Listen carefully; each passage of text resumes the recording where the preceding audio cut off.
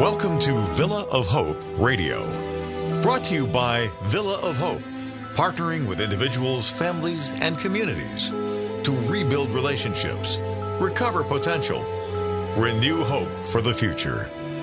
Villa of Hope is all about your personal journey because you matter. Now, with caring hope and respect, we're proud to bring you Villa of Hope Radio. Well, hello again, everybody, and welcome to the Villa of Hope Radio Show. This is J.C. DeLass with our guests from Villa of Hope, Rebuild, Recover, and Renew. And in our first segment here in this broadcast, we're going to talk a little bit about structural racism. We touched on that a bit in our last show with Villa of Hope, but we're going to go more in depth with it here in this program, starting with Dr. Linda Clark, who's the owner of Clark Occupational Medicine and also the president of the Board of Directors for Black Physicians Network right here in Rochester. And Dr. Clark, thanks so much for joining us, taking some time out, and tell us a little bit about your background. Now, how long have you been here in Rochester?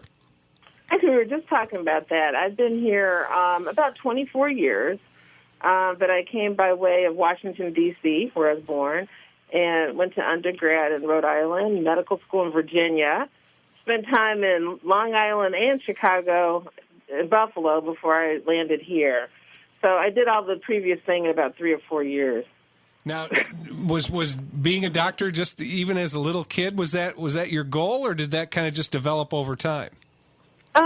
When I was a really little kid, I wanted to be an architect, but soon found out I didn't have the skill set. But when I was about 16, I decided I really wanted to be a doctor. And I remember my parents giving me my first little medical dictionary, which I still have.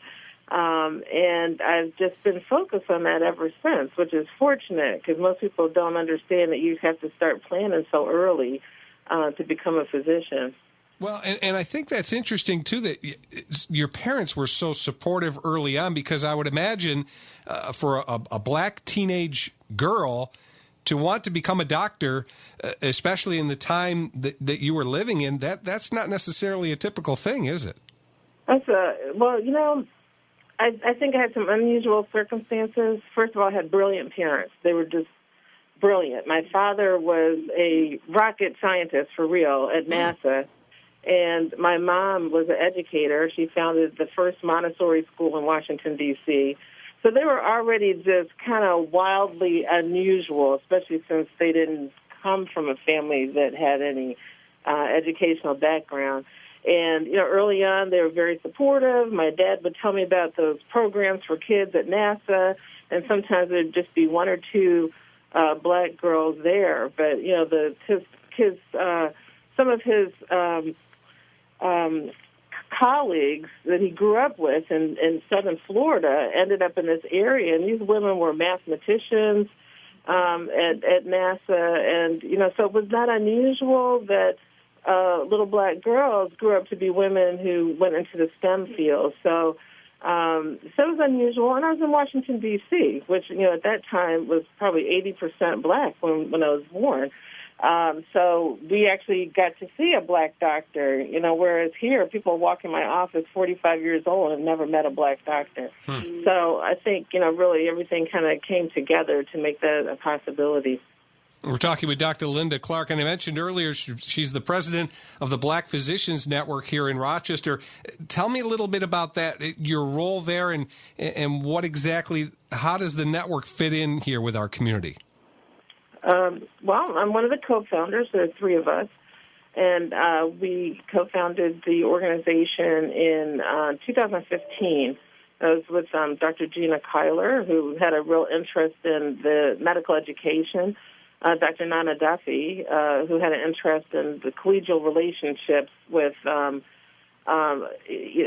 physicians, and then I had an interest in the community. And, our mission really is to reduce healthcare disparities and improve the health of the community by increasing black physicians here in Rochester, New York. So everything we do is in relation to that mission. In terms of when you see a title like that, Black Physicians Network of Rochester, are you are you looking at things more from a black patient's perspective, or is that not really part of the equation? Both black patients and black physicians. There's been a lot of evidence that shows that not only can the customer service experience be improved, but actual, and I hate the word compliance, but agreeing with recommendations with your physician can improve when there's that concordance, that same race, that same ethnicity experience, some of those shared experiences that allows for a platform that's, first of all, culturally appropriate, but more comfortable. And they've shown that patients are more likely to take advice when it comes from somebody who has a shared cultural experience, some of the same race and ethnicity. We're talking with Dr. Linda Clark, again, the owner of Clark Occupational Medicine. And Dr. Clark, I know you know firsthand the heightened awareness of race in our community right now and the impact of structural racism, which we have discussed on this program before. And then you throw in what's happening with our pandemic. And really right now, we're in a healthcare crisis, aren't we? Yeah, but, black people have been in a healthcare crisis all along, right? So I don't think there's anything new about that, but I think what is exciting, scary, is just this intersection, with the pandemic. And, for me, I also work at Common Ground Health. I'm going to throw that in. I'm a gig worker. We pride ourselves on looking at the data and understanding. And I have to say that this disparities that we're calling out now have been there. And I think most black people know that. It just doesn't become legitimate until you can put it on a graph and explain it to everybody that way. But I just feel like now we have some opportunities to really shine a light on it and move in an emergency fashion to improve the health of black people. I think it's interesting you said there, Dr. Clark, talking about a healthcare crisis, and you said, hey, black people, we've been in a crisis all along. How did we get there, or more specifically, how did black people get there? So I think we only have a little time, and I would love to do the whole, and I would recommend a great book by Ibram Kendi called Stamped from the Beginning. I know everybody also likes How to Be an Anti-Racist, but Stamped from the Beginning is a great historical accounting of racism in this country. But, of course, you got to think all the way back to how we got here in the first place, right? Black people really, the only reason we're here was for economic reasons, for the economic benefit of white people. And if you look at everything that has followed from that, it stems from that basic premise of our relationships with white people in this country. So that's, obviously I can't give you a whole history, but, there's been multiple examples through time when, the black bodies weren't our own, right? We belonged to somebody else. And we had to do what other people said we had to do with those bodies throughout time. And really only until very recently have we started to experience any kind of independence from that. But there's, many examples over time, even after emancipation, that has shown active policies and practices that are designed to not benefit or to be harmful to black people in this country. Dr. Clark, I know you have heard the counter argument, if you want to call it that, the whole thing about, well, that was back then, that was 200 years ago or 150 years ago or however many years you want to put on it, and this is now, and people will say, well, why should I have to pay the price for what happened back in the 1700s and the 1800s? And I know you've heard that before. How do you respond when someone says that? Well, usually it's I'm there, and there's probably an eye roll accompanied with that I can't control. But I would say those same people are actively benefiting from what hurt me many years ago. They won't see it like that, and I think there's a group of people that I feel like, I can't educate you, okay? Mm-hmm. But then there's some people on the kind of the edge of understanding that given a little more information, they start to get it. And when we look at what happened with George Floyd, for instance, I think a lot of white people woke up and said, oh, my gosh, that would never happen to my son. Right. And I think that was an aha moment for many white people in this country. And I cannot speak for white people, because for black people, it was like, here we go again. Right. Well, and I think there's it's hard to say there was anything positive that came out of the George Floyd situation. But one thing I see is that we're talking about things now that we haven't talked about in this country for a very long time, maybe if ever. And one of those topics is I hear this from my friends about the talk, and that's not something I necessarily have ever had to do with my kids. But I know you, Dr. Clark, coming from a different background, you know exactly what I mean about the talk, about what your kids have to worry about that maybe white kids don't have to worry about. I do, and right here. I live right here in Greece, and I was trying to teach my son to drive, and we took him to Olympia. That's where he went to high school, and we practiced parking in the parking lot. And this was a summer day, and there were people all around using the tennis courts, running on the track, walking dogs, and the police came. And they pulled over, and they stopped me and asked me what I'm doing. I'm thinking, well, the eye roll again, which can get me in trouble. Right. We're practicing driving. And the response from the officer was, that's not allowed on school grounds. When school is not in session, unless it says on the website, you can be here, you can't be here. And I thought, you know what, Linda, I'm not going to argue, but I was pissed. Sure. And I was pissed because I didn't argue, but I didn't want my son to have any repercussions from the experience, and I just drove away. But he's 24. This was just 8 years ago. Sure. When this happened. So it is very real, and I hate to treat it so casually, because it's not casual, and it still makes me angry all the time. But it's something I've lived with for 55 years or less.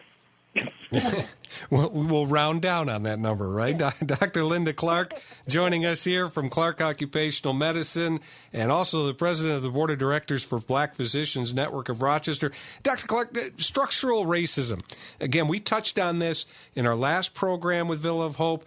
I want to go a little bit further with it, with you specifically, and how you see that contributing to the problems that we have right now in our society. That's an excellent question. I think that when you think of structural racism, it really impacts all aspects of your life. And the thing that makes it so hard is it's hard to see, because it's routine. It's built into everything that we know, whether it's how you board a plane to what happens when you go shopping at a grocery store. And, it's going to be a long time to correct all of that. And I would like to see the first thing that happened to look at the institutional racism, because I think it's only until we institutionalize anti-racist behaviors that the structural inequities will go away. So when you look at the future, there's obviously a great danger here. If we don't address this issue, and obviously addressing it right now because of everything that's happening, I would imagine this is something that really needs to be in the forefront, because there is a significant danger if we don't address structural racism. I agree, because it hits every aspect of our lives. We like to talk about the social determinants of health. And I like to look at racism racism itself is a social determinant of health, but it certainly impacts other social determinants of health, whether it be education for our children, job opportunities, the equity of pay, whether it be your health care and how you receive that. All of those are being impacted. So we at the Black Physicians Network understand that, and we have challenged the University of Rochester Medical Center. We've written them a letter. We've made demands because it was very clear that they have not paid attention to structural inequities that have resulted in low admission rates for medical students, terrible matching rates when they graduate in terms of going to their residency, their further training. They have not, addressed some of the racist acts that have occurred on campus and impacted their ability to learn. We are not seeing Black people in the C-suite. We're not seeing Black attendings achieve high-level positions at the university.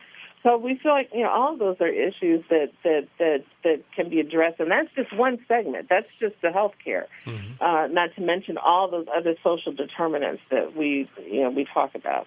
So how optimistic, Dr. Clark, are you that we're headed in the right direction? Today it's sunny, so I think we're heading in the right direction. But I have to say there are days that, I worry because I've seen, little bits of progress, and as soon as everybody's quiet, everything goes back to standard operating procedures. So I think, once again, the pressure feels like it's on the people who most need relief from pressure to keep up, this push. So I'm really impressed with the Black Lives Matter movement, and they've kept that energy up, and they continue to speak out and keep these issues at the forefront. That's why we need younger people to help keep up with the stamina for this move. And that's the worry, right? That this no longer becomes a front page or lead story issue. Unfortunately, things like George Floyd, they get further and further in the distance. And the worry, as you said, is that unfortunately we forget and we move on to the next crisis of the day, whatever it may be. Right. And that's why I think we need to learn to juggle all these because a lot of these are interrelated. So we have a pandemic crisis, but it's really reflective of the racist crisis that we're seeing. We have an opioid epidemic, but that's also reflective of other issues. I think we have to stop thinking in these little lanes and understand how all of this intersects, because we're not going to solve it all, traveling in separate paths for each of these issues. Dr. Linda Clark, owner of the Clark Occupational Medicine and also president of the Board of Directors for Black Physicians Network of Rochester. Thanks so much for joining us, and stick around. We're going to come back to you in our third segment here, but we really do appreciate your time and your insight. Thank you so much. We're going to take a break. When we come back, we're going to continue our conversation about structural racism, and this time talk a little bit more about how it affects our Latinx community. You're listening to the Villa of Hope radio show on the WYSL stations. Welcome back to the Villa of Hope radio show. This is J.C. DeLass here for Villa of Hope, Rebuild, Recover, and Renew. And we're talking about structural racism, and in this segment, we're going to talk a little bit more about its effects on the Latinx community. And for that, we bring in Angelica Perez-Delgado, who's the president and CEO of Ibero-American Action League. And Ms. Delgado, so happy you could be here. Give the folks a little bit of your background and how long you've been in Rochester and involved with Ibero-American Action League. Yeah, so I was born in Rochester, but I was raised by my grandparents in the island of Puerto Rico. I came back here at the age of 13 to live with my mom. Very different story than Dr. Clark, but we ended up both being successful at the end. I was a teenage mom at the age of 16. I dropped out of high school. I grew up on North Clinton Avenue. Unfortunately came here to the States to live in a home that was plagued with substance abuse, lots of depression. So my journey to becoming CEO has definitely not been a easy one. So that's a little bit about me. What kind of led you to Ibero-American Action League in terms of your educational background, or was it occupational, or how did you kind of land there? Yeah, so, when I kind of straightened myself out at the age of 19, I pursued a career in substance abuse treatment. So I became a therapist, and I actually worked for the U of R for over a decade. I always had a brain for systems and administration, so at one point I decided to pursue a career for a master's in health administration. That led me to do some compliance and quality risk management work in Buffalo. And then I actually transitioned over to the Villa of Hope. So I was their chief administrative officer. I was here for 6 years before I left to go to Ibero. So my connection with Ibero is actually I was a recipient of Ibero services. I received early childhood services through them. I participated in a couple of their summer programs growing up on North Clinton. In my professional career at one point, I was a board member. And initially, I never saw myself as a CEO. That was never my ambition. I actually avoided applying for the job very much. It turned a lot of people down. And then after a year in search for a CEO and the board not finding anyone, they opened it back up, and I actually remember sitting in this very room talking to Christina Gullo and saying, maybe I should just apply just to see what happens. And then what happened was I got the job. So that's how I ended up at Ibero. But Ibero is very close to my heart because they do a lot of the work in the neighborhood that I grew up in. All the services that we provide are to people who every day just feel like me, look like me, feel like they're a part of my world. So I'm just delighted to be able to contribute and impact that community at this level, a community that is home for a lot of my family members and for a lot of people that I love. Well, and you mentioned, too, that you were a recipient of some of those services. For people that are not familiar with Ibero, what's the role that they play in our community here? Yeah, so we play several roles. So we're a multi-service agency. We provide services starting from early childhood to running a senior center. We're in schools. We provide a lot of case management. But Ibero as an organization was really birthed 52 years ago, a year after the 60s riots, when the local Latino community really joined with our African-American brothers and sisters to really address some of the disparities that the Latino community was facing at that time here in Rochester. A lot of our advocacy actually started with the migrant workers that were coming from Puerto Rico to work in some of the local manufacturing companies and not being able to find promotion or path into careers in places like Kodak, the Gerber factory, and some of the other manufacturers. So Ibero started with $5,000, 5 men who were really tired of the oppression that the community was feeling, and did a lot of advocacy actually around Kodak to make sure that Kodak was promoting at the time and providing an equal path to people of color, including the Latino community.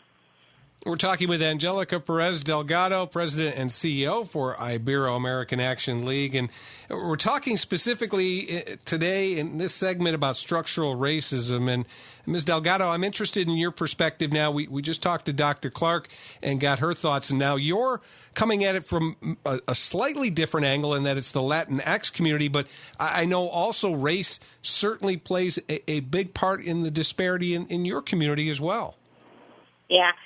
Our journeys from a Latino perspective are a little bit different. The first thing that I do point out to folks is that, over 11 million slaves were brought from Africa to the New World, and only 400,000 of them ended up in the United States. The rest were actually in Latin American countries. So their history is our history in many ways. For us as Latin American folks, we tell the story of colonization, right? So our oppression looks and definitely has a different journey. We were taught to assimilate. We were taught that white was right. And that's, I think, even to this day, some of the challenges that our community faced. But, structural racism is structural racism, and it was really only met for the supremacy of the white people. So as people of color, we are victims and suffer in many ways equally. We're never that far behind with our African-American counterpart when it comes to poor outcomes in a lot of different areas. So different journey, but definitely same struggle. Specifically right now with COVID and all the different challenges that we have happening with this pandemic, Ms. Delgado, tell me a little bit about the race-based disparity there, again, specifically with the Latinx community. Yeah. I'll echo what Dr. Clark said. We've been in this crisis for a very long time. So Latinos are overrepresented in a lot of different areas. Latinos represent, I want to say, almost 11 million of all essential workers in this country, and that is including a lot of our immigrant workers that are here, that make sure we have the food that we need to be able to survive as the America that we know today.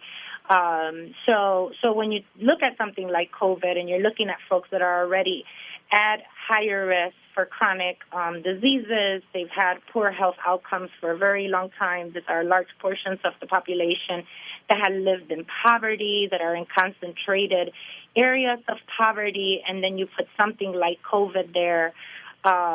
It's once again, we're overrepresented, and we're really going to feel the impacts of this. We are feeling the impacts of this pandemic, and if we don't do the work that we need to do now, our people are going to find themselves way more behind than we were when we started. So that's very, very concerning because, our people of color are the people. They are the essential workers. They are your people who are making sure that hospitals are running, that your food is still available, that your Walmarts are still open.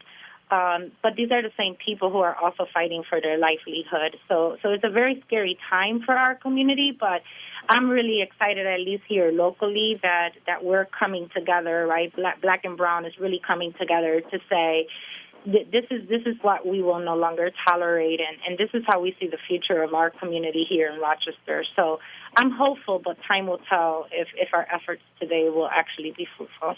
Well, and I think it's interesting, your reference there, black and brown, working together.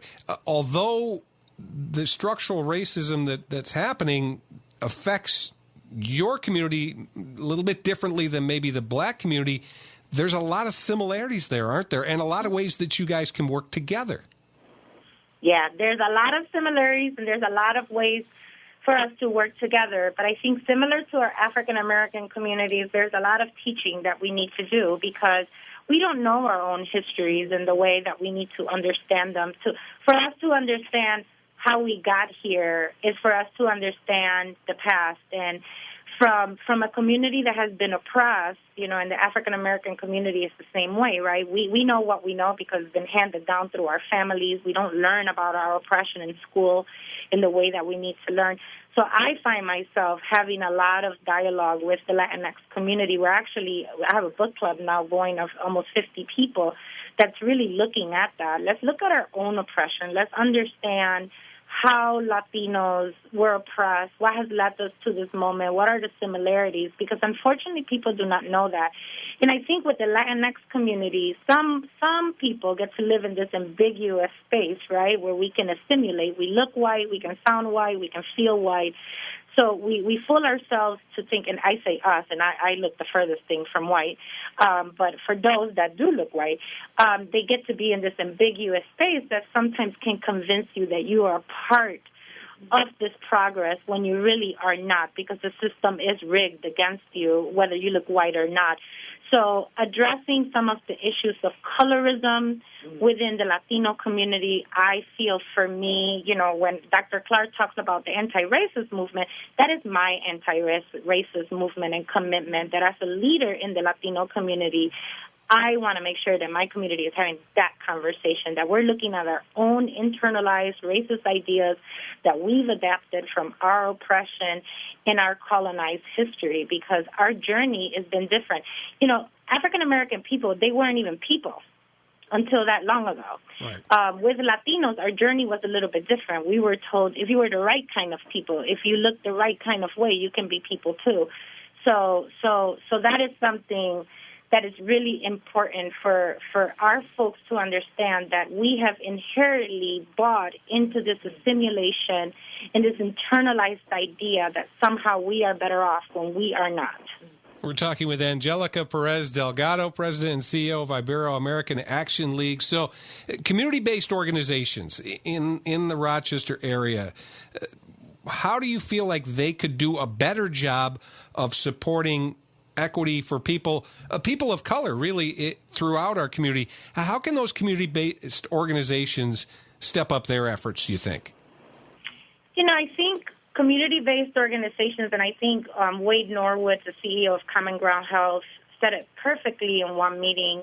We're going to learn to appreciate CBOs in a way that we have never had before, because a lot of organizations like mine, we were birthed out of the social justice movement.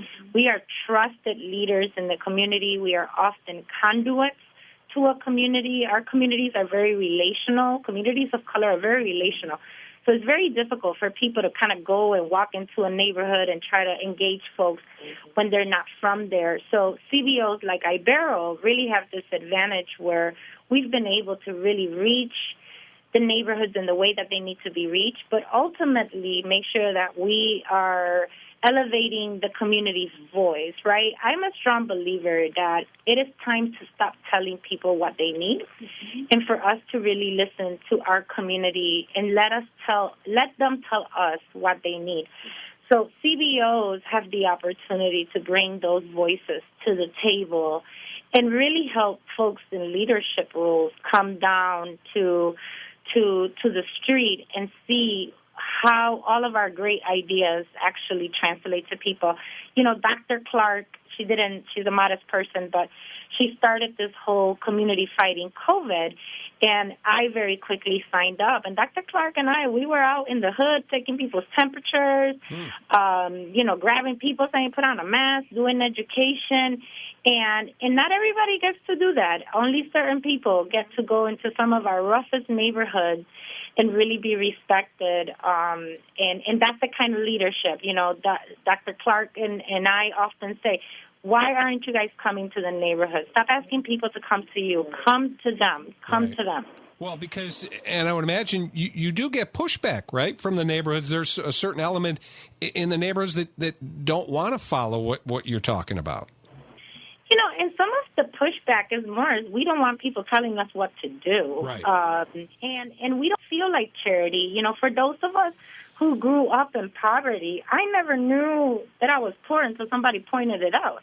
I was rich in my own little way. I was, living my best life as I knew it. And there's a pride that people of color that we have, and we don't want people taking our narrative and our story because we see ourselves as survivors. We see ourselves as people who are out there every day making difficult, I think about my own life, the decisions that I made in my teenage years, in my early 20s. I look at my children now, I can never imagine them making the decisions that I made, but that's the level of resiliency that our community has, and we have to give them credit for that. So sometimes in our best attempts to be helpful, we're actually degrading our people. So we need to be mindful of how people want to be helped and honor that.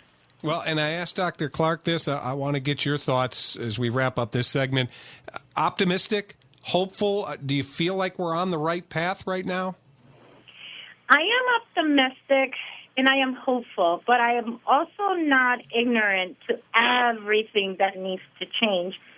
So just like Dr. Clark, I hope the energy doesn't die, and it's up to leaders, I think, like myself and Dr. Clark and many others, to, whenever this comes down, COVID goes away, for us to still be just as passionate about the work that we're doing, to always be courageous, to have the difficult conversations that make everybody squirm in the room, for us to not go back to what was normal before, because if we don't do that, we will go back to status quo, because we're fighting 400 years of systems that have been built to do exactly what they're doing today. Angelica Perez-Delgado, President and CEO of Ibero-American Action League. Thanks so much for joining us. Stick around. I'm coming back to you in the final segment here, but appreciate your insights and your information here for this show today. And we'll take a break, and when we come back, we're going to continue talking more about structural racism in our community and how we can reverse that, as we will be joined by Villa of Hope's President and CEO Christina Gullo. Next on the WYSL stations.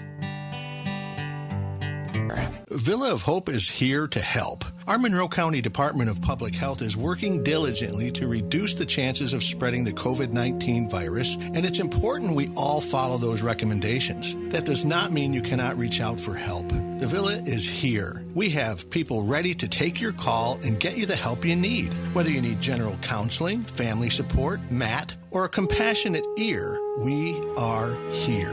Call 1-833-993-HOPE.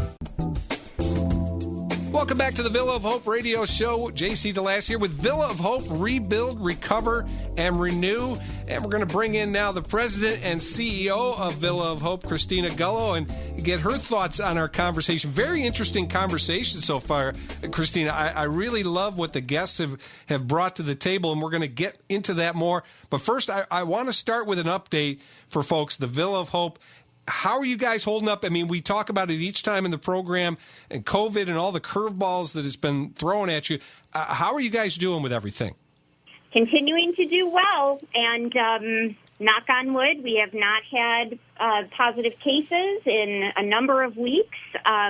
We are still doing very well with our remote work.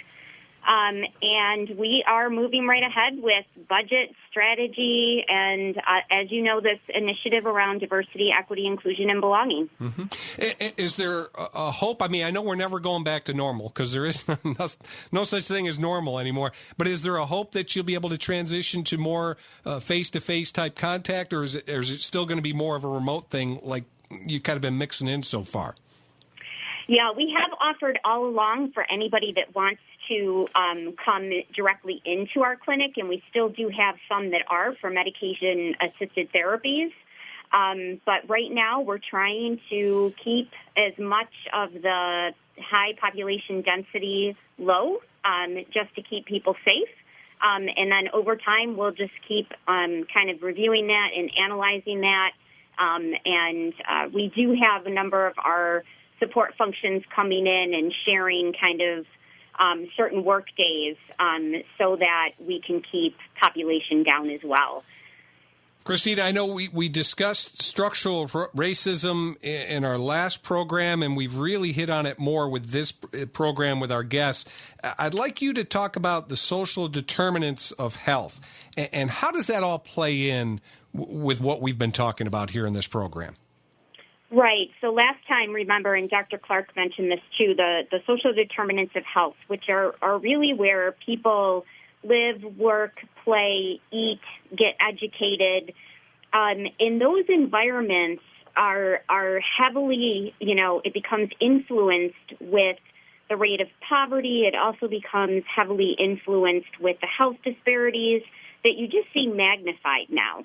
And so that's why in our organization, just making a commitment around what are those social determinants of health that we can help to impact and we can help to move the needle on along with the community. I asked Dr. Clark and also Angelica Perez-Delgado this. I'm curious where you're at right now in terms of your optimism and your hopefulness in that the changes that we're trying to make will actually see them and actually that they'll stick. How do you feel right now about that?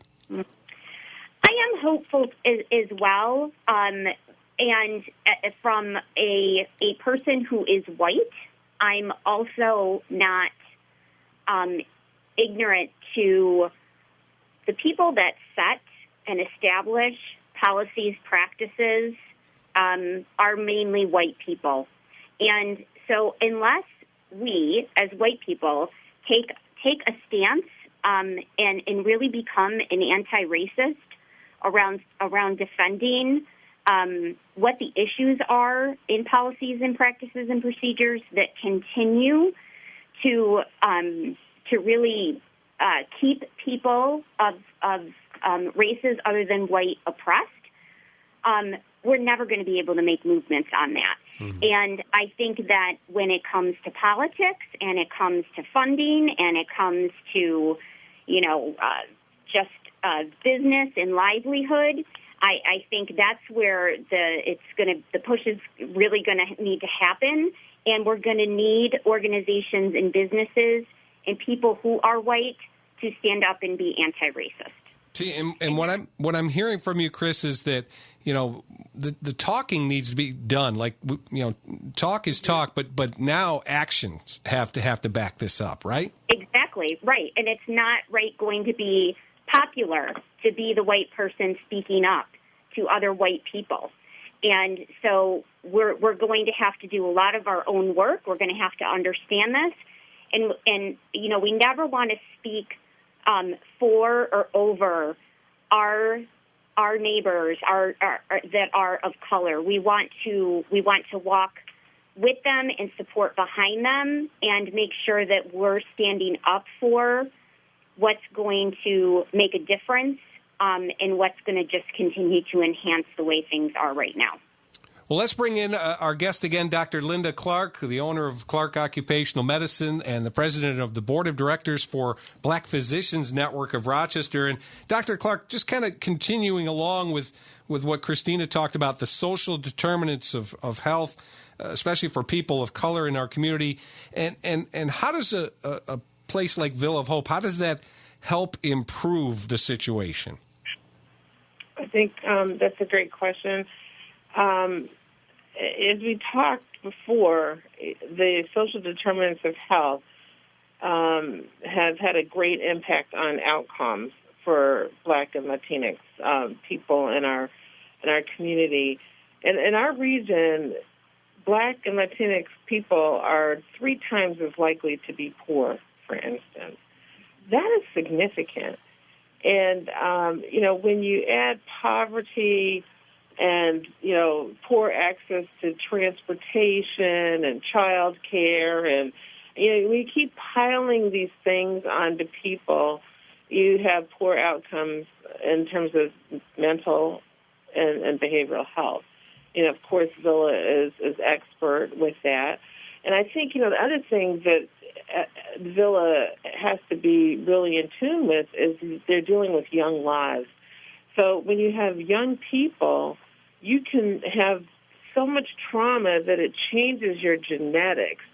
And so, and I know we don't have a whole opportunity to get into epigenetics and weathering, but just I'll leave it right there. It's important that we minimize trauma at an early age so that we have good outcomes for adults.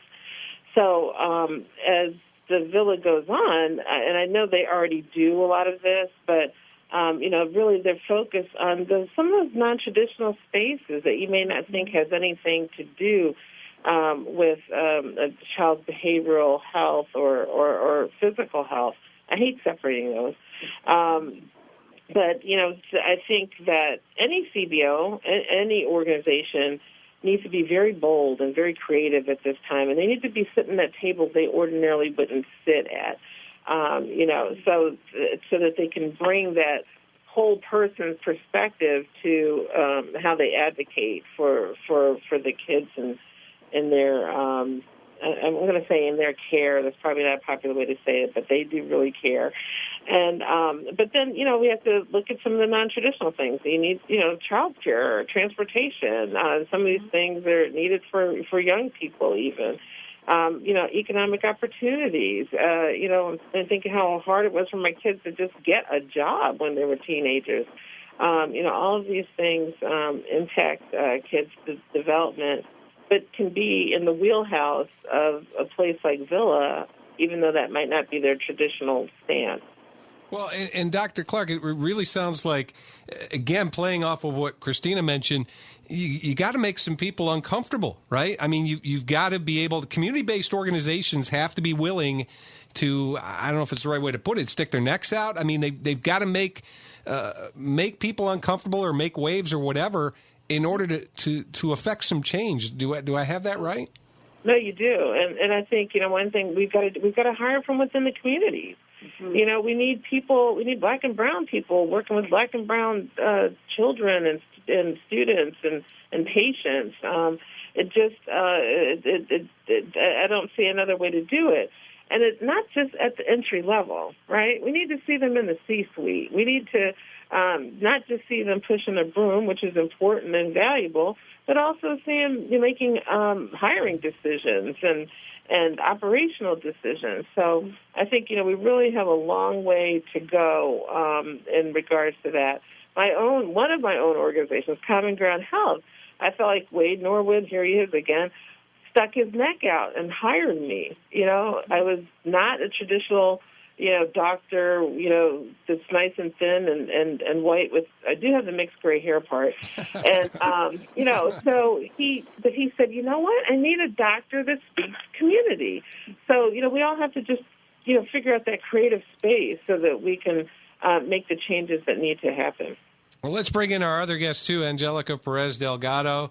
We talked with her earlier, President and CEO of Ibero-American Action League. And Angelica, you've been kind of sitting there listening to Dr. Clark and Christina. I know you have your thoughts on this as well, getting more black and brown people involved. And as Dr. Clark said, not just at the entry-level spots.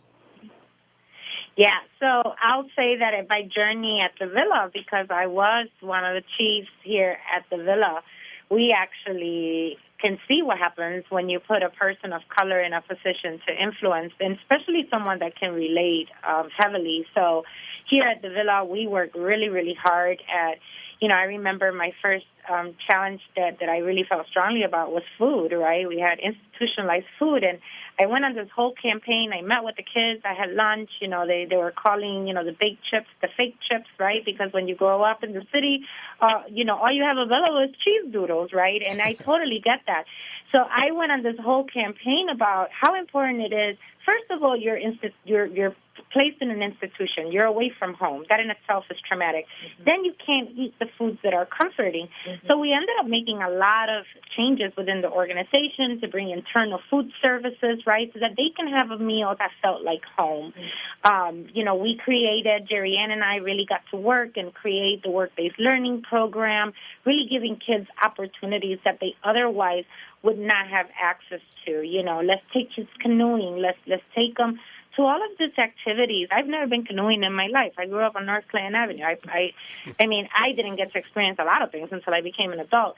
But I also know what influence you can have. Another great thing that I took pride was when I walked into the campus was the kids knew who I was, and they knew that I was going to advocate for them because I truly understood what they went through. And I think, when Chris talks about what white people can do, is really default some of that privilege and some of that power and transfer that power to people who can really create change. And I think through Chris' leadership, that's what she did. She let me lead. She allowed me a blank canvas to really create what I thought was best for the kids. And that's, I think, the real risk that white people have to take is the not be afraid, right? We're not going to go around, angry, doing, to white people what was done. We're tired. We're tired. We just want to coexist. We want to co-create. We want to be in control of our own lives. And for that, it's going to have to take some risk to default power. And in order to default power, you have to put people in positions of power where they can actually structurally change the system. And that's some of the work that I felt I was able to do here at the Villa. I was able to fundamentally change the way that the Villa provided care for kids of color. It sounds like, again, what you're talking about is little things that aren't really little things that are very important. And again, maybe white people just take for granted. And yet, as you're talking about, those little things are so important to your community. Yeah, they are, and even when you talk about child welfare, right? So white kids who may experience challenges growing up, they get mental health treatment. Kids of color who experience challenges, they get criminalized. So even having that dialogue within our own organization here at the Villa and saying, are we repeating some of that, right? Because I may not be able to change the legal system, but I definitely have all the power to change the policies and procedures within the Villa of Hope. So let's look at how we are criminalizing behavior. And if we're doing that, let's stop that and let's teach our staff to become aware of that. and teach them a different way. So we did a lot of soul searching. We looked at how we treated incidents with kids. How were we discharging kids? Why were we discharging kids? I remember when I first came to the villa, I looked at one of our substance abuse programs, and I said, we shouldn't discharge kids for using drugs. That's what they come here for. We should expect that. Because discharging them from program has severe consequences for those kids. A lot of them end up in jail. So changing structurally inside is the power that the CBOs have. We were not, that's where some of our power lies in the moment immediately that we can do. Well, I'd like to bring in Christina Gullo, bring her back in here to kind of wrap this segment up. And I'll tell you what, Christina, the perspective from Dr. Clark and Ms. Delgado, I don't think you can overstate how important it is to have people like that in our community to bring out the perspectives that we've heard about in our program here today. It is. It absolutely is. And just listening to Angie talk reminded me of a story that, you know, we were doing segregation without even realizing it, right? It's unintentional.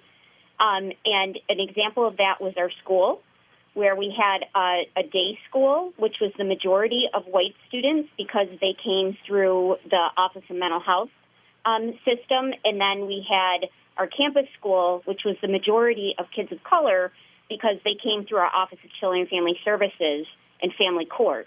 And they were basically segregated schools in one building. And I just remember the meeting where we were sitting down and we were talking about all of this. And Angie said, does anybody see what I see? Like, and I was, oh my God, we absolutely do. Yeah. So, I mean, it's taken us a couple years, but we went to work on, we had to work with the state to make that a one licensed school and to integrate that school. And as you can imagine, the conversations with parents around this for our day students were some challenging conversations. But 2 years later, you wouldn't even know that had transpired, and all the concerns that people have, of course, have never happened. But I think that's the importance of making sure that as leaders of organizations, a majority of us are white, that it is important to have that voice and that perspective on your teams and as you're creating programming, it's imperative because as white people, we're not thinking in that same way. We haven't had the same histories right. And those same experiences. Go ahead, Christina. I was going to say, I remember that example because we walked down the hallway, and I said, we just went from the city to the burbs because this hallway looks really nice. It had paintings on the wall. It had all this beautiful art, but then where all the kids of color were, it was like this empty, beige, jail-looking concrete walls. Yeah. It's a whole different world, right? Well, we're heading to our final break. And again, I want to thank our guest, Christina Gullo, of course, the President and CEO of Villa of Hope, Dr. Linda Clark, and Angelica Perez-Delgado. Ladies, thanks so much for your perspective. Really appreciate your time. Thank you. Thanks. We'll head to our final break and come back to wrap things up on the Villa of Hope radio show on the WYSL stations.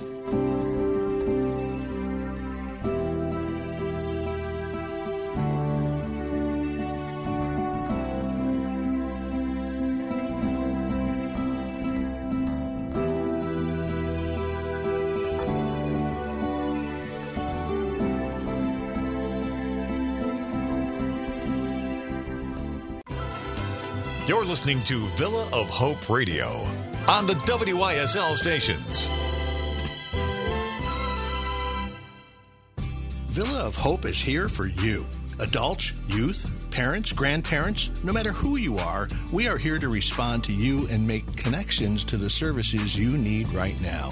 How that help looks may be different from before, but we are committed to making sure we are giving you our best while keeping everyone as safe as possible. Let us help rebuild your resilience. Call 1-877-584-HOPE.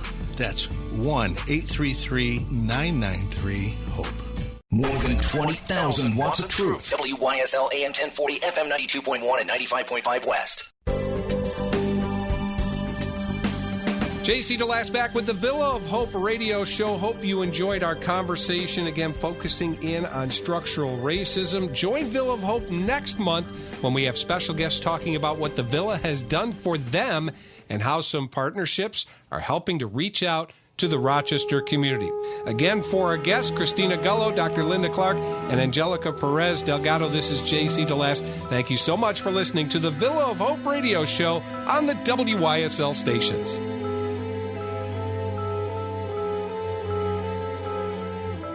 Thanks for listening to Villa of Hope Radio on the WYSL stations. Find out more at villaofhope.org.